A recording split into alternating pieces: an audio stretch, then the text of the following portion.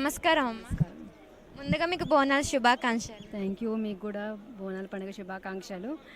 అసలు బోనాలు ఎందుకు సెలబ్రేషన్ చేసుకుంటారు?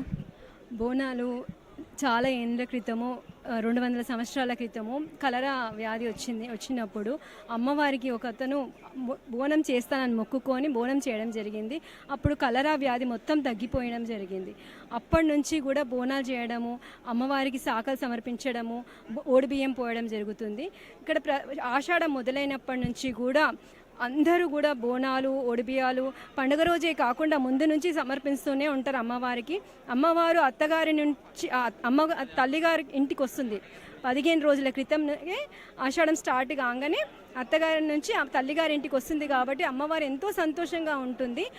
భక్తులు కోరిన కోరికలు అన్నీ తీరుస్తుంది అమ్మవారు, సంతోషంగా ఉంటుంది కాబట్టి అమ్మవారు నెక్స్ట్ డే రంగం కార్యక్రమం ఉంటుంది రేపు. అలాగే రంగం భవిష్యవాణి తెలియజేస్తారు. అంబానీ ఊరేగింపు అమ్మవారిగా మళ్ళీ అత్తగారింటికి రేపు వెళ్ళిపోతుంది. బోనాల ఏర్పాట్లు ఎలా జరుగుతున్నాయి ఇయ్యారు? చాలా బాగా జరుగుతుంది. వచ్చే భక్తులకు ఎలాంటి ఇబ్బంది కాకుండా వారికి 2 బోనాల లైన్ సపరేట్గా, అలాగే క్యూ లైన్స్ మామూలుగా దర్శనానికి వచ్చే లైన్ సపరేట్గా పెట్టడం జరిగింది. వారికి మధ్యలో వాటర్ సప్లై కానీ, వాటర్ ఇవ్వడం కానీ, అలాగే మెడికల్ క్యాంప్ పెట్టడమే కానీ జరిగింది. ఇక్కడ భక్తులకు ఎలాంటి ఇబ్బంది లేకుండా ఇక్కడ చూసుకోవడం జరుగుతుంది. Thank you so much.